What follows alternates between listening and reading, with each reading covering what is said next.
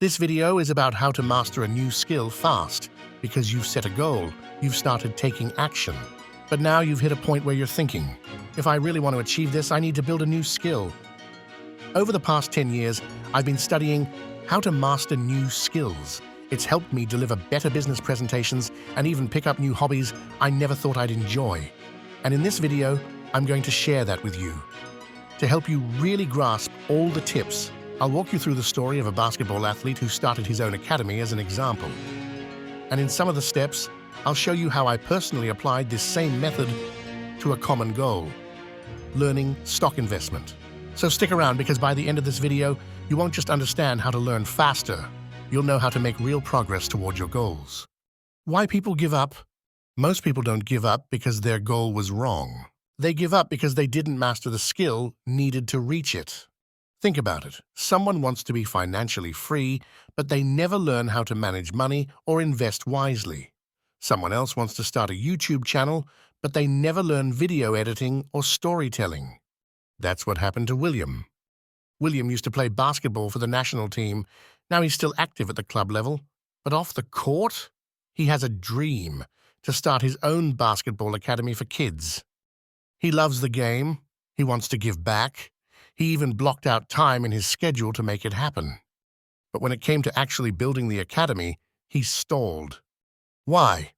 Because he realized just being great at basketball didn't mean he knew how to teach it, and definitely didn't mean he knew how to run a business.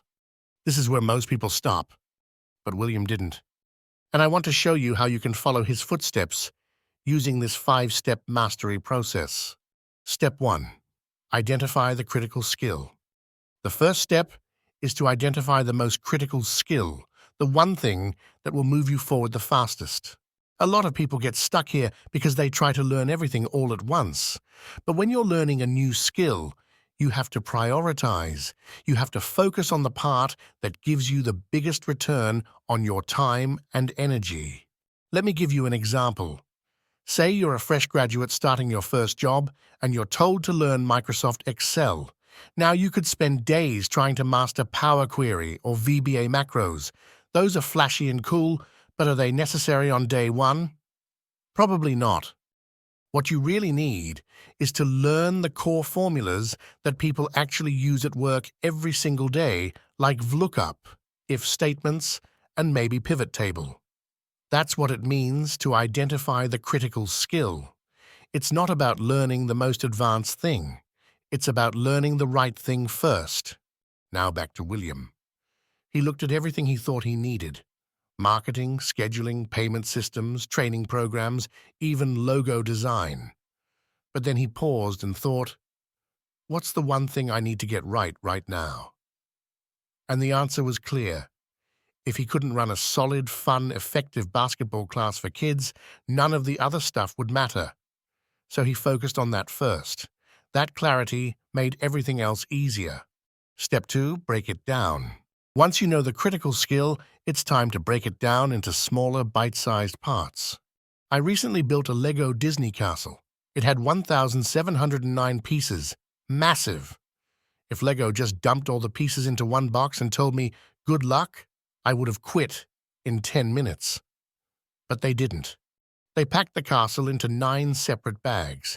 Each bag was a small, manageable part of the whole. I just tackled one bag at a time, and before I knew it, I had built the whole castle. And that's exactly how you should approach any new skill. William didn't just say, I need to learn how to teach kids basketball. That's too big and too vague. Instead, he broke it down into smaller chunks. First, he needed to figure out how to structure a 60-minute class. Then, how to keep 8-year-olds engaged. Next, how to demonstrate drills in a simple and fun way. And finally, how to handle different skill levels in one group. At this point, it's so important to get help from someone who's been there. Even world-class athletes have coaches, not because they're not good, but because they know there are blind spots they can't see alone. And when you're new, you don't even know what you don't know. Here's what William did. He contacted his old basketball coach and asked for tips. He spoke to a friend who had already started a sports academy, and he even offered to work part-time at an existing academy just to observe and learn. When I first started learning about investing, I did what most people do.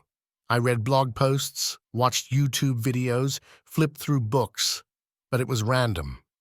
I didn't know how the pieces connected. When the market dropped, I didn't know what to do. And when the market went up, I felt like I was constantly missing out. The breakthrough happened when I found a great teacher, someone who taught investing in a structured and systematic way.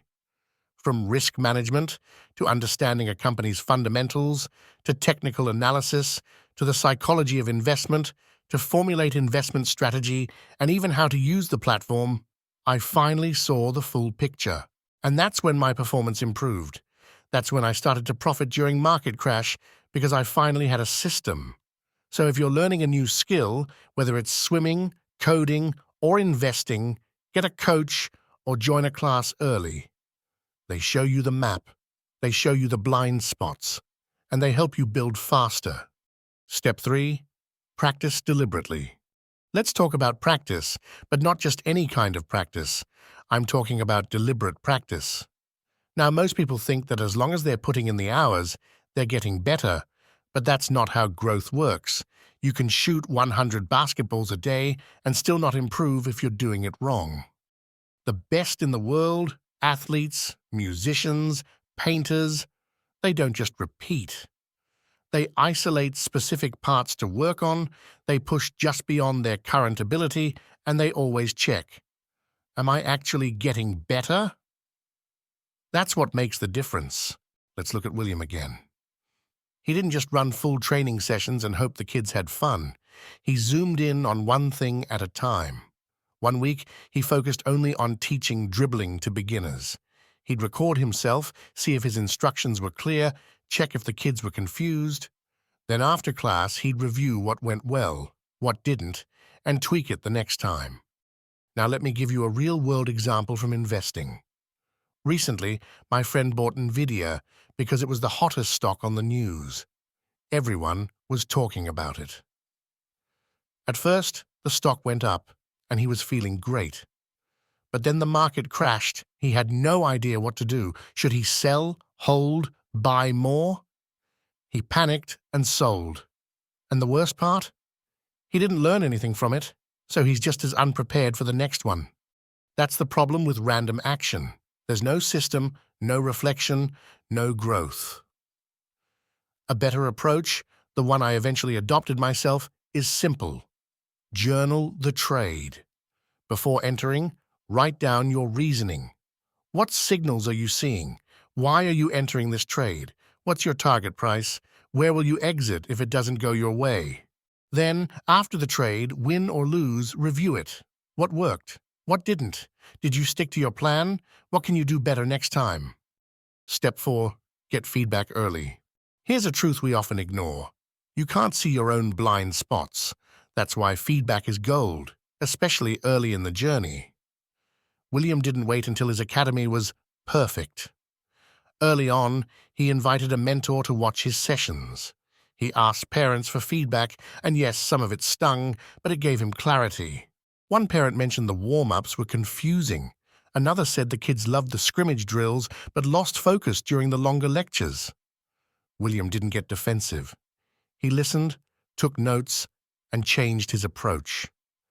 You see, feedback doesn't mean you're failing. It means you're growing. And the earlier you get it, the faster you improve. Step 5. Reflect and adjust. The final step? Reflection. Learning without reflection is like running without a map. You might feel like you're moving, but you're not sure where you're going. William made it a habit to reflect every week. He asked himself, what worked this week? What didn't? Did I connect with the kids? Where did I feel confident? And where did I stumble?